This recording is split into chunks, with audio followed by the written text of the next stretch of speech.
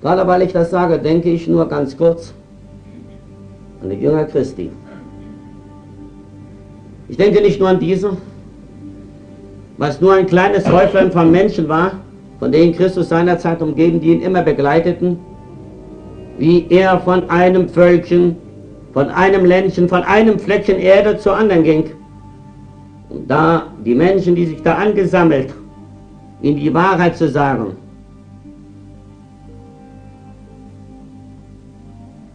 sie wurden verfolgt. Auch Christus wurde verfolgt. Der Mensch zeigte sein wahres Gesicht, dass er vor einem Körper keinen Halt kannte, und den er den Körper kreuzigte. Und alle, die Christus, das heißt nach seiner Lehre, ihm folgten, wurden auch verfolgt. Diese Menschen hatten mit dem Erdenleben soweit abgeschlossen. Sie standen zur Wahrheit.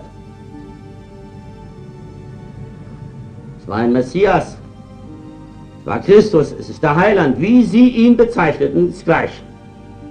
Jedenfalls folgten sie ihm. Sie mussten sich versteckt halten in Katakomben, in Erdhöhlen, und auch da wurden sie hervorgeholt.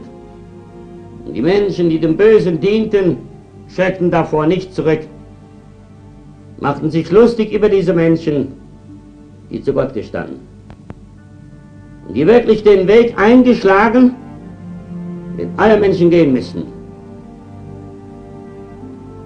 Sie schreckten nicht davor zurück, dass sie diese Leiber, diese Menschen den wilden Tieren zum Fraß angeboten. Es gibt heute noch diese Arenas, wie man sie nennt, wo man die Tiere hineingelassen, die Menschen noch weit nachdem es getan, die ich zu einem Bruchteil auch gesehen, ich mal angeschaut habe, und wie viele Menschenleiber da selbst zerrissen wurden und die Menschen sich darüber lustig gemacht. Und ich glaube nicht, dass sie derartiges ertragen würden. Sie schrecken heute schon zurück, wenn es heißt Polizei. Sie schrecken heute schon zurück, wenn es heißt, sie haben eine Vorladung, eine Einladung irgendwie wo erhalten zur Behörde. Dann würden sie sagen, nein, da will ich nichts zu tun haben. Das sind die meisten. Einige wenige. Und die meisten noch nicht. Warum? Weil sie noch nicht so weit dahingehend gefestigt. Weil sie noch nicht so fest auf diesem Weg sind. Weil sie immer noch zweifelhaft sind. Weil sie immer noch nicht das Richtige wissen. Vor allen Dingen von sich selbst noch nichts wissen. Aber müssten sie nicht gleich so sein wie diese Menschen? Und da haben sie es bei mir mal festgestellt, wie oft ich von behördlicher Seite angegangen. Denn das, was ich tue, nicht für mich, für sie, für jeden Menschen dieser Erde. Denn jeder soll und wird die Wahrheit erfahren. Ich habe mich nie gefürchtet, fürchte mich auch heute nicht und werde mich auch nie fürchten. Wenn man mich so oft vor das Gericht zitiert, auch dann nicht fürchten, wenn man mir das Böseste androhen wird. Versucht hat man alles. Bis jetzt alles. Es gibt weiter nichts, das man noch versuchen könnte. Aber das muss ich Ihnen heute hier nicht in die einzelnen Details aufzählen. Warum bin ich so? Warum tue ich das? Warum befolge ich nicht das, was Menschen wollen? Das sie mir selbst angeraten. Indem sie sagen, ja, kommen Sie auf unsere Seite, dann ist der Weg frei. Dann hört die Bekämpfung auf. Warum tue ich das nicht? Warum kämpfe ich? Für wen kämpfe ich?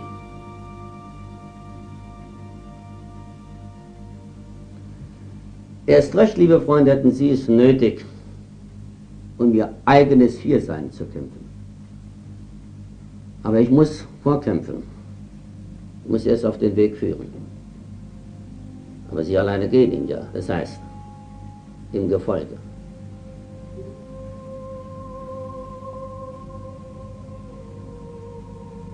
Denn das ist mein Hiersein, Freunde, den Menschen die Wahrheit zu sagen, den Menschen wieder auf den Weg zurückzuführen, von dem er abgekommen ist.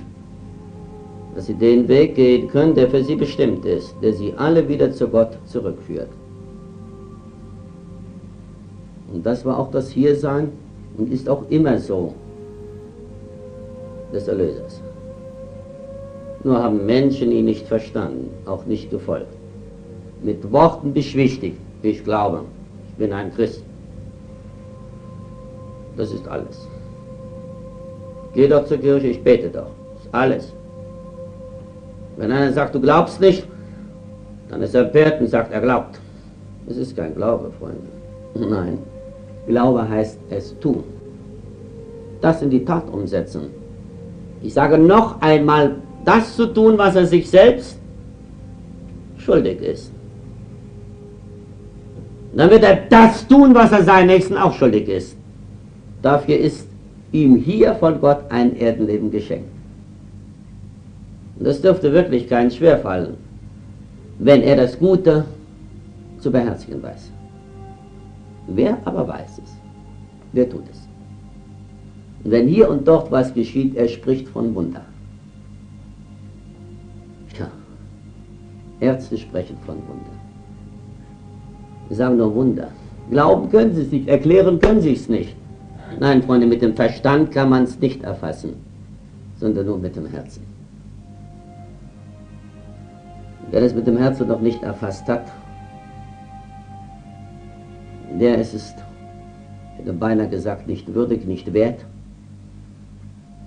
hier im Freundeskreis zu sein. Nein, aber sie konnten es ja nicht wissen. Sie haben es nicht gewusst. Wirklich nicht gewusst. Man hat den Menschen um das Wissen, um das Natürliche gebracht. Und daher sage ich, was bin ich? Wer bin ich? Das weiß keiner. Ich weiß aber, wer ich bin. Was ihnen wieder zugute kommt. Ich bin nicht menschenhörig, ich bin nur gotthörig. Mehr nicht. Ich habe mich von Menschen nicht verbilden lassen, weil ich auf sie nicht gehöre. Und ich höre nur auf einen, auf Gott selbst. Ich habe mich auch von Menschen nicht führen lassen. Aufgrund dessen, weil ich nicht verbildet bin, bin ich auch nicht eingebildet. Ich bin doch weiter nichts als nur ein ganz natürlich gebliebener Mensch. Und das Natürliche, das fehlt den Menschen. Ich weiß heute, sie glauben, ich weiß viel. Nein, ich weiß nicht viel. Das Wissen erhalte ich auch noch von Zeit zu Zeit, so wie es notwendig ist. Und was ich weiß, was ist das? Ich sag's Ihnen, Freunde. Ich weiß weiter nichts als nur das, was Menschen heute nicht mehr wissen. Mehr weiß ich nicht. Und das ist das, was den Menschen fehlt.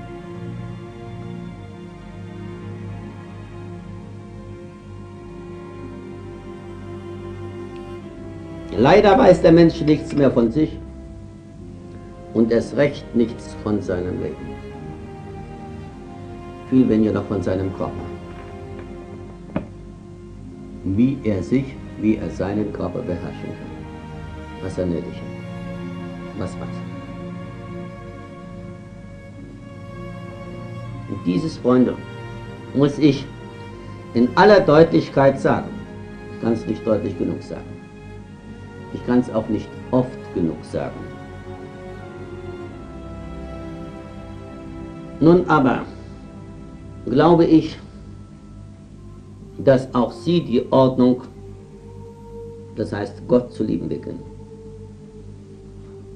Die Liebe Gottes geht da erst in den Menschen auf, wenn der Mensch sich selbst, seinen Körper, auch gleich in welchem Zustand er heute ist, zu lieben beginnt.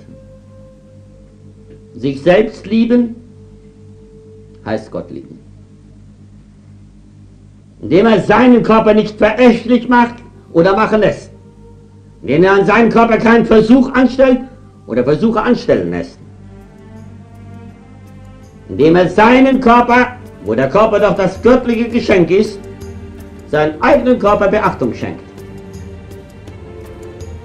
Nicht immer das Böse verfolgt, wie sie es bisher getan hat. Im Gegenteil. Nur von dem Bösen lösen und das Gute aufnehmen. Aber so sie sich selbst ein Versprechen geben. Ich habe sie schon oft zu diesem ermahnt, Freunde, ich kann es aber nicht oft genug tun. So sie sich selbst ein Versprechen geben. Das Selbstgeben heißt Gott geben. Verkennen Sie es nicht. und dieses Versprechen einhalten. Dieses Versprechen nicht brechen, sondern immer zu diesem stehen. Und das ist sehr leicht. Sie sagen, ich will mit dem Bösen nichts gemein haben. Damit dürfen Sie dann auch das Böse, das sich noch in Ihrem Körper bemerkbar macht, nicht mehr abgeben. Nicht das Böse behandeln. Vorsicht. Nicht das Böse verfolgen, sondern lösen von dem Bösen. Und dann zur Ruhe bewegen.